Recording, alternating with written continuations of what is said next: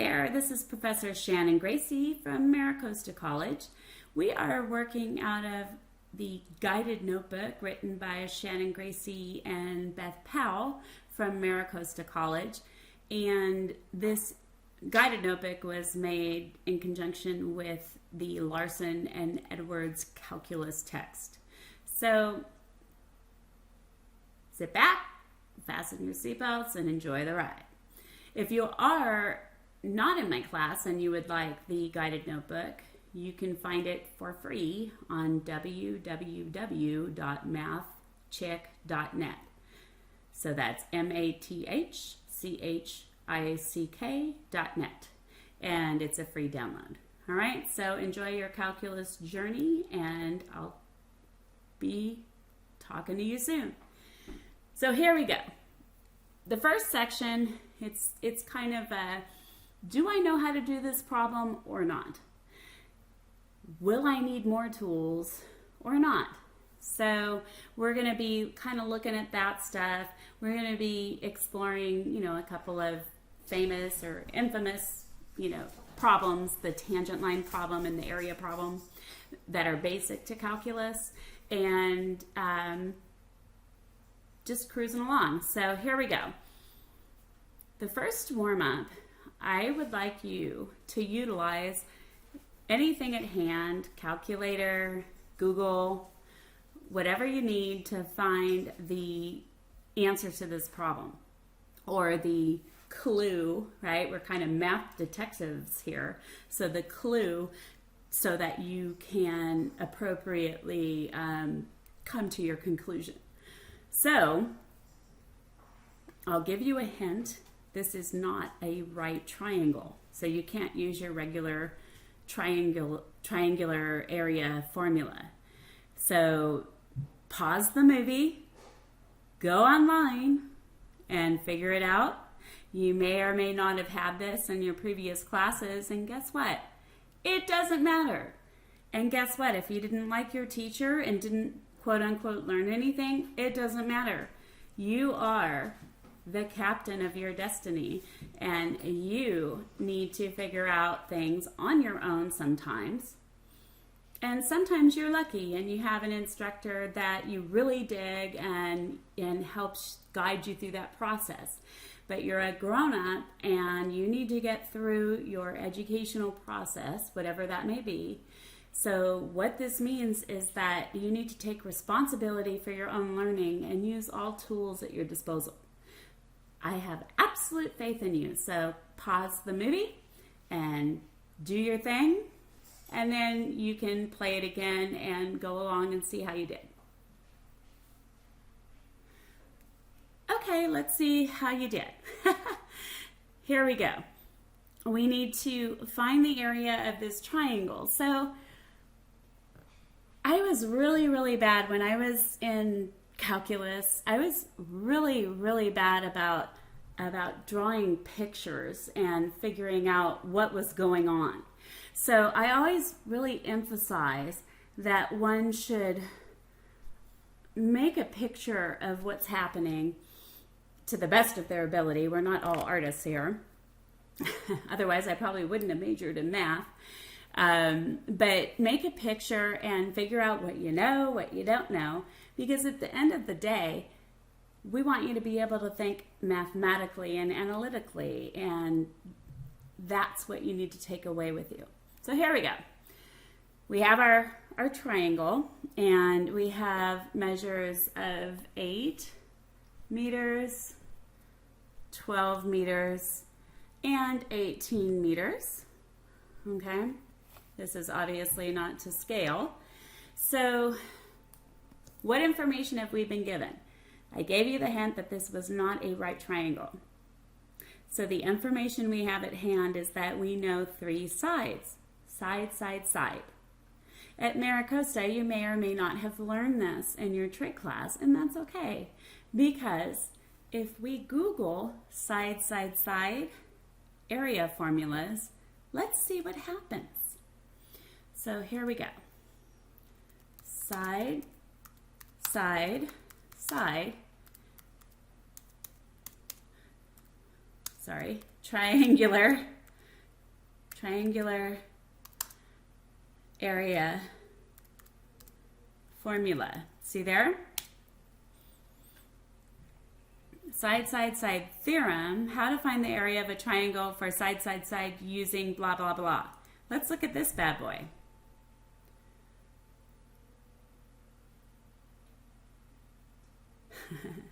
I love the for dummies stuff, but they have it right. It's Heron's formula, and this is trigonometry for dummies. But look here, this is beautiful. So the area equals all of this stuff here. Let me make it bigger for you. Whoops. Okay. And so, okay, we've got all these letters. S, S minus A, S minus B, S minus C. I'm sure you can guess what the A, B, and C are, but what is this S? Oh, here we go. The S is the semiperimeter. Let's use our math knowledge. Semiperimeter might be similar to, you got it? Semicircle. What is a semicircle? Half of a circle. So semiperimeter might be half of the perimeter. What is half the perimeter? The length around the sides. So here we go. I'm going to steal a little snapshot here, and we'll have our area formula. I just love technology, don't you? All right. So we found, using technology, our area formula when we have a side, side, side situation. So what do we need to find first? Awesome, the semiperimeter. So let's do it.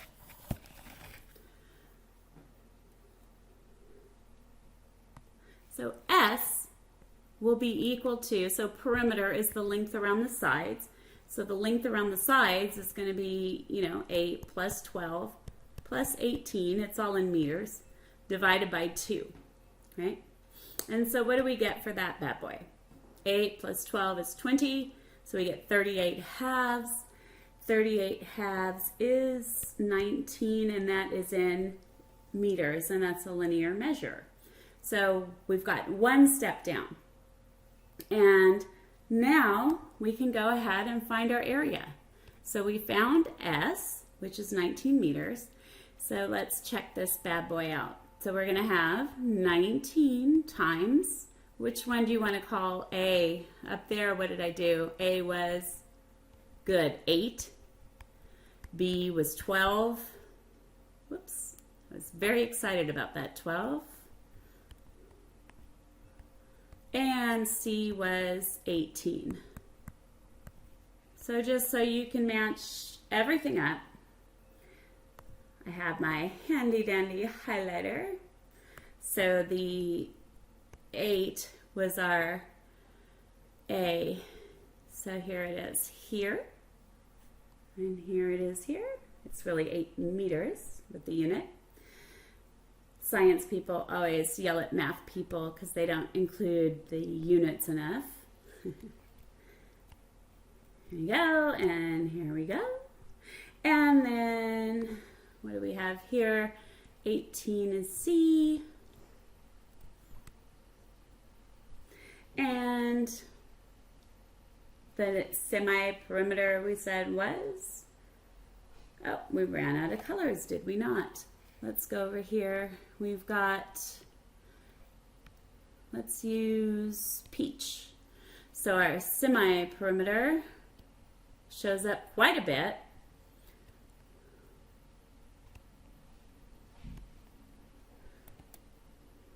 All right, awesome. And that's how we had gotten it. And, oop, I missed one, didn't I? Our last one, C, is here. So I've highlighted the heck out of this thing. So let's go on and complete the problem. So our area, oops, our area is equal to the square root of 19 times 11 times 7 times 1. And then let's go ahead, and it said up here we can round to the nearest tenth, right? So we can get our initial result, and then we'll approximate it. So here we go. Let me get to second quit. Okay. All right, so let's do 19. By the way, this is an emulator for a TI-84, one of the fancy ones. I forgot which one. If you wanted to do the square root at once, that would have been fine as well. And then anything times 1, you get back the same value, so I'm not going to put times 1. And we get 1,463. Now, here we go. We'll probably get an approximate result. So when you are using the graphing calculator, one shortcut, you probably have discovered them all, but one shortcut is if you want to do a further calculation with a prior result, you can put second answer in, and that will keep you from having to enter in, the numbers or whatever. So here we go. We get approximately 38.2. And what is that in? Dogs? Cats? No. Meters squared. Awesome. So how do you feel? You just took charge, found the tool you needed, aka the formula, and used your skills at substituting values for variables to solve this problem. And in an ideal world, that's what we math teachers want. We don't expect you to memorize every single formula you've ever come across after the course is over. Of course, I'm a mean teacher. I make you memorize all these formulas in this course, but it's for your own good, I promise. But after the course is done, you need to be able to reteach yourself these things after you forget everything. And that is my job, to give you the tools and teach you the strategies and teach you the analytic skills so you can do this. So you have the skills to not teach, but, well, maybe, but to think mathematically at the Calculus 1 level. All right? So here we go. Let's move it along. Calculus is the mathematics of change. Calculus, by the way, is super awesome. But here's a caveat. Many of your classes have had overlap. So when you had beginning algebra, there was probably overlap from pre-algebra. When you had intermediate algebra, there may have been overlap from introductory or beginning algebra. When you had college algebra, there was overlap from intermediate algebra. Well, there's no overlap with calculus. Calculus expects you to use all the skills that you've learned before, or reteach yourself the skills you've learned before but forgotten, in order to solve more advanced problems. So you'll be using everything you've learned at some point in the Calculus 1, 2, 3 series, and you need to be confident in your pre-calculus skills.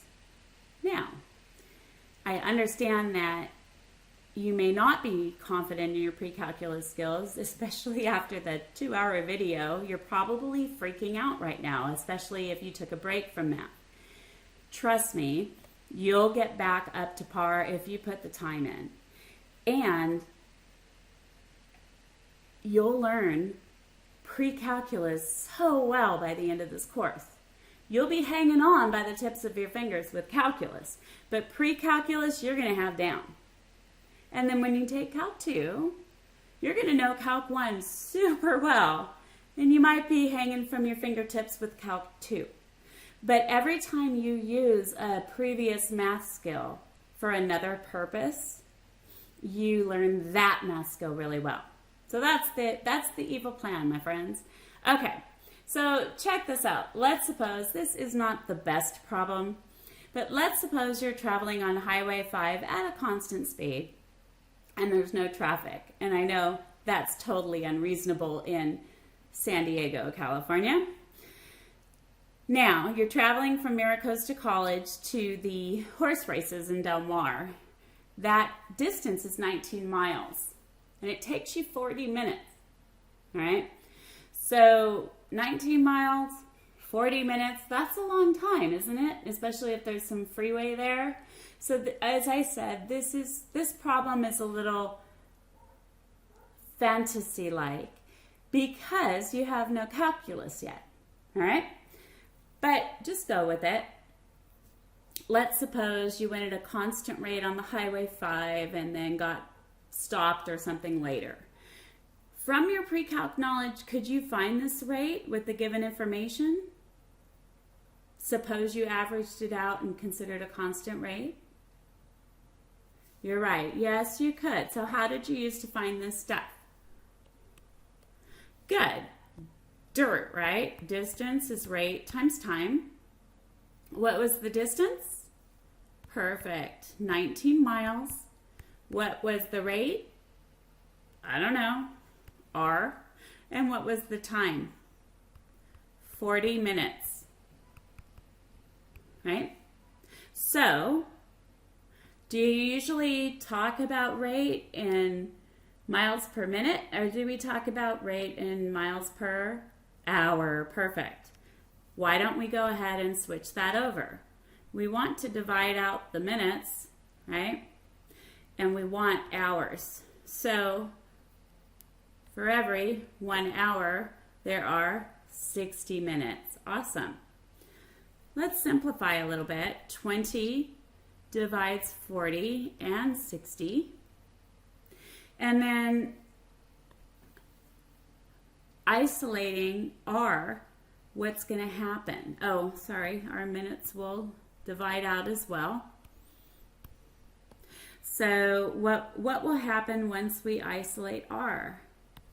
So just in case you're confused, we'd be multiplying by 3/2. So we would have 3/2 times, actually it would be 3/2, 3 over 2 hours, right? Times 19 miles equals R. And this as a decimal would end up being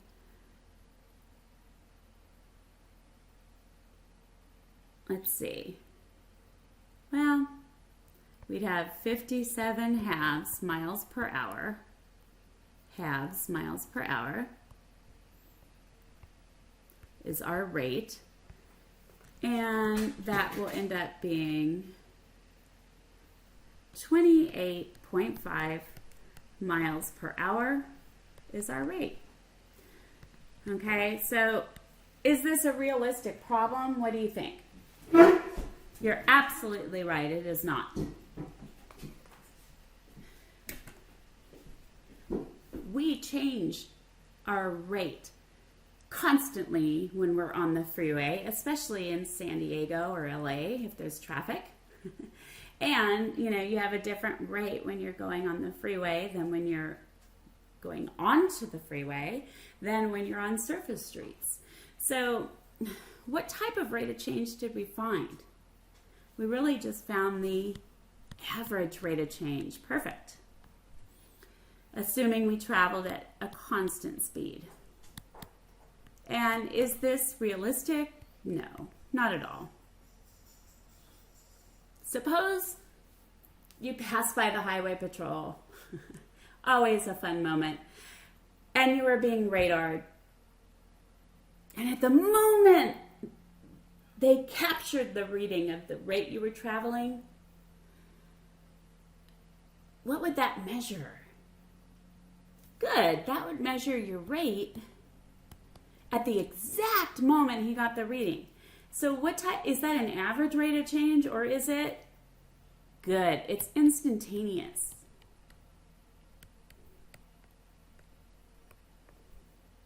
So this leads us to the tangent line problem.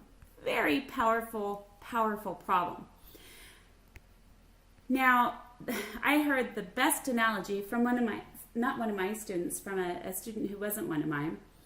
And he said, the secant line cuts the curve and the tangent line kisses the curve.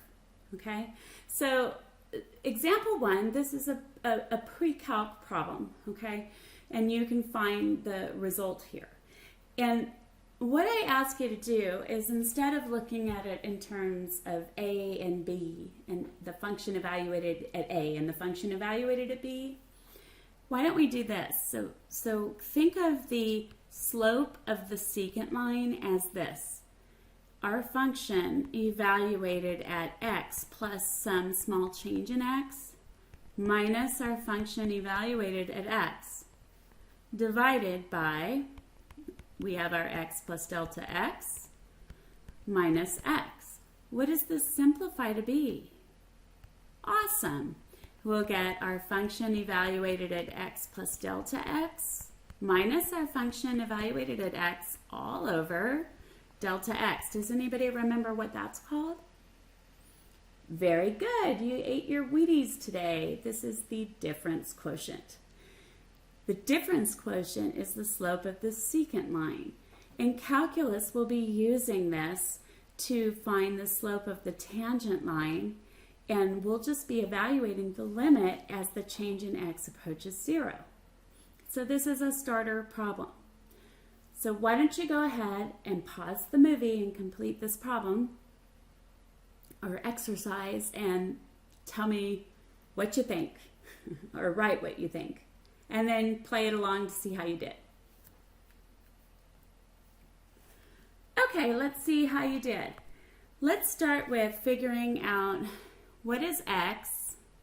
Okay, whoops, we don't want gray. What is x?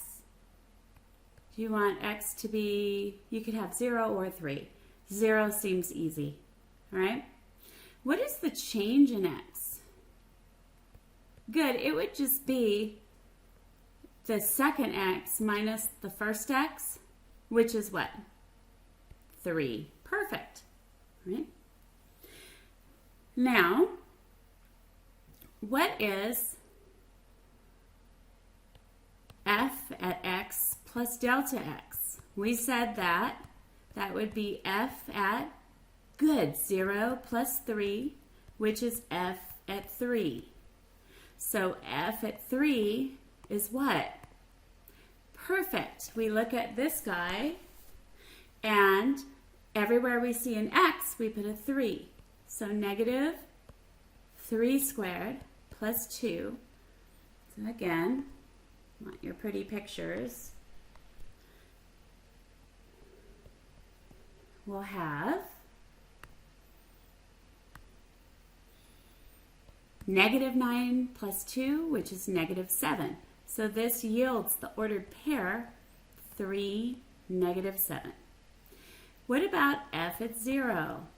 We'll have negative 0 squared plus 2, which is 2.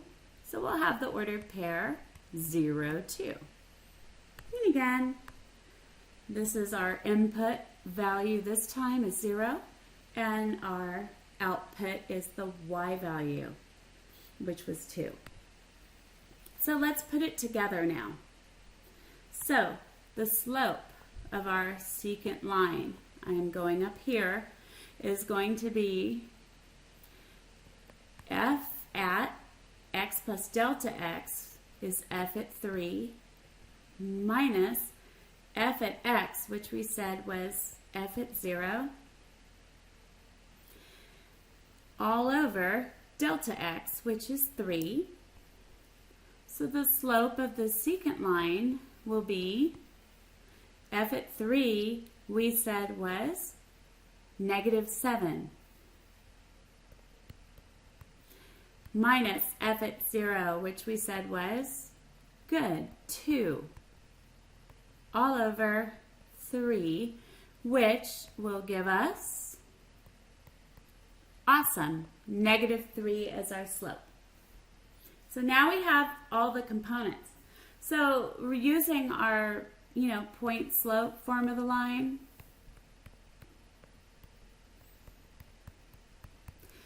we have the following. So which ordered pair do you want to use? You get to pick. I like 0, 2 quite a bit. So let's use that guy. So y minus 2 is the slope. What did we find the slope to be? -3 times x minus 0.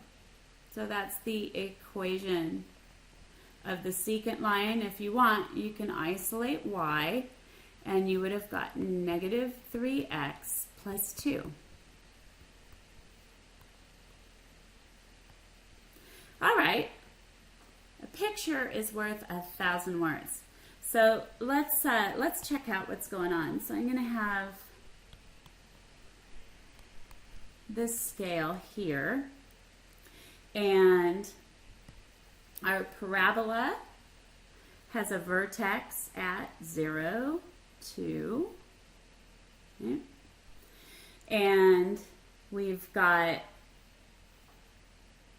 a couple ordered pairs. We have one at 3, 1, 2, 3, 3, and then 1, 2, 3, 4, 5, 6, 7 down.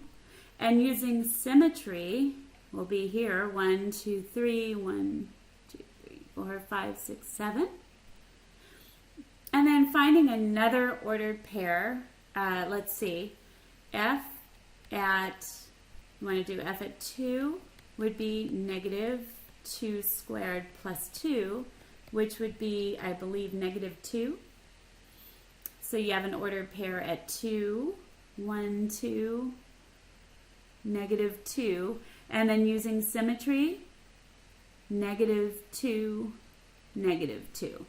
So this gives us a nice visual of our graph. I'm lefties, a little dorky, so you gotta kind of bear with me on these graphs. Do your best to make this rounded, not a V. Okay. And like I said, this is our vertex at 0, 2, which means it is also the awesome, it's the maximum. So now let's make a picture of our secant line, the line that cuts the curve at these particular values. So the particular values are at 0, 2 and at 3, -7. So this is our secant line. Now, we've done our job, right? We found the equation in 2 formats of the secant line. We've made a picture of it. If I wanted to make the tangent line to the graph, right, the line that kisses the curve when x is 0, what kind of line would I have?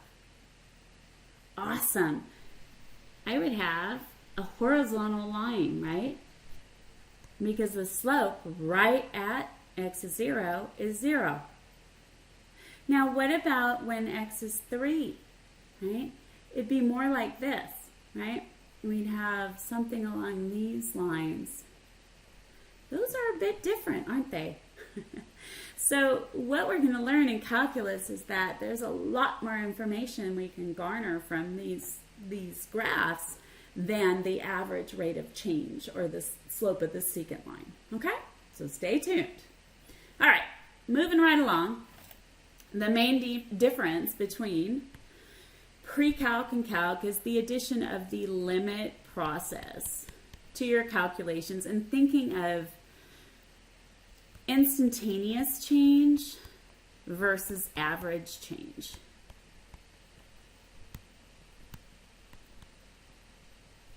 So, I'm not going to spend a lot of time on these things. You can look at them with more, depth if you find anything interesting. But on the left side, these are things we can do without calculus, right? With differential calculus, we can do the things on the right column. Now, the second page says, without calculus, we can do these certain things. And with integral calculus, which is the second half of the course, we can do these other things, right? It's really awesome. You're going to love this. Okay, so here we go. The area problem, which will be the second half of the course, combines differential and integral calculus.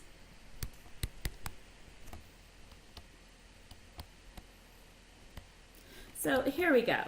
The second part of the course, we'll look at area under the curve, right? And more. And so area under the curve, when you have a bound of your graph, your positive y values graph, and it's bounded between that and the x-axis, the line y equals 0, on an interval from 0 to 1. So it's also bound by the vertical lines x is 0 and x is 1. And what we want to do is approximate the area, right? We know how to find the area of a rectangle. So if you take a look at this stuff, right, how is this divided up? And it might be easier to look at this side here. How many rectangles do you see? I see 1, 2, 3, 4, 5, right? So these are, the change in x is the same, right? The base of the rectangle is the same for each of these. So wouldn't each one of these be 1/5, right? 1/5 or 0.2, and this guy would be 0.4, 0.6, 0.8, right? And same with here. So if you look at the figure in part B, inscribed rectangles, is this over or underestimating the area? You got it. It's underestimating the area. It doesn't get all the area under the curve. What about the other one? Perfect. It's overestimating the area. So maybe the average of these two would give a pretty good approximation of the real area under the curve. And then you start thinking about really crazy shit, like, what if there was 100 rectangles? Would that be a better approximation? Yep. So we'll get more of this in chapter 4, but that's kind of where we're headed on this. All right. So here we go. Do you guys agree? Area is equal to base times height for a rectangle. Good. Now the base is constant, and it is the change in x, right? What about the height? Perfect. It's f at x, right? Whatever input value you're doing, which would end up being 0.2 times f at x. So we have 5 areas we are summing, right? So in this first one, the inscribed, if our change in x is constant, won't we be able to factor that out? And really, this is a summation, but I won't scare you with that notation. So here we go. Inscribed rectangles. What's going to happen is the area will be equal to, we can factor out the change in x, 0.2. Now, the inscribed rectangles on this particular function are using left endpoints. So we're doing f at 0 plus f at 2/10 plus f at 4/10. Oh, my battery, what happened there? Sorry, guys. There we go.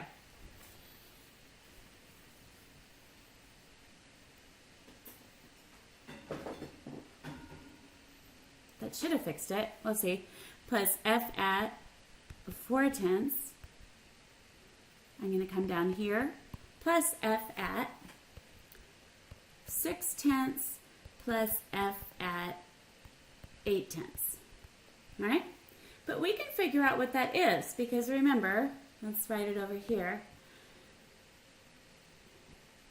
F at x is equal to x squared. So we're just basically squaring each input value. So our area will be, and this is an approximate area, by the way, will be 0.2 times. F at 0 is 0 squared, which is 0. And then we get perfect 0.04, 0.16, 0.36, and 0.64. Cool so far? So then that's going to give us a result of 0.2 times. I believe we're going to end up with, you can make sure I'm not making up my own math, I believe we'll have 1.2 in there. And when we multiply, we will get the area is 0.24 units squared. How'd you do? Awesome. Okay, circumscribed, whoops.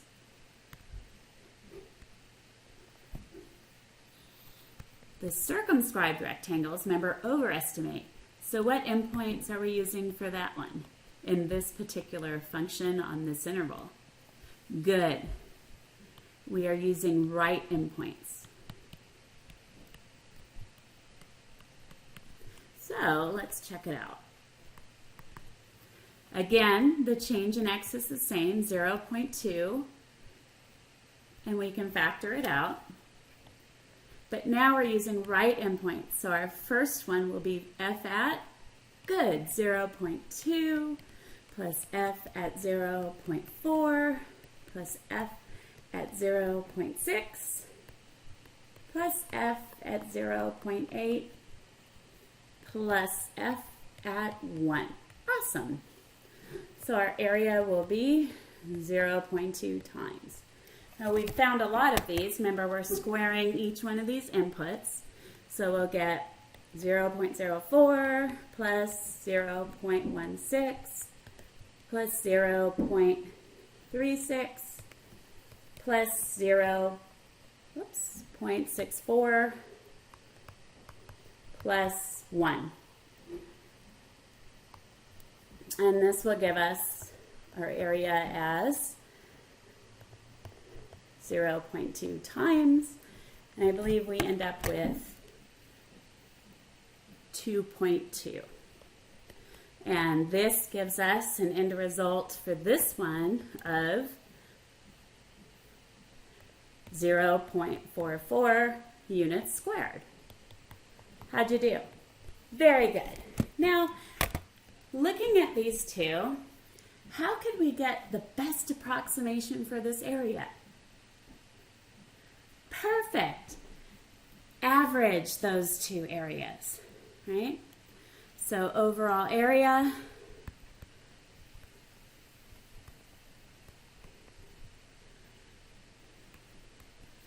would be the average. We've got two areas, so we're adding 0.24 plus 0.44 and dividing by 2, which is, what's that going to be? 0.68 over 2, which is 0.34, I believe, of a unit squared. And we're all done. And again, this is approximate because we approximated this area. How you doing? Awesome. Okay, so at the end of the day, calculus is divided into two categories. Differential and integral calculus. So rate of change and accumulation. And in 4.4, we'll learn about the fundamental theorem of calculus, which connects these two. And that's it for today. Have a fabulous day. Bye.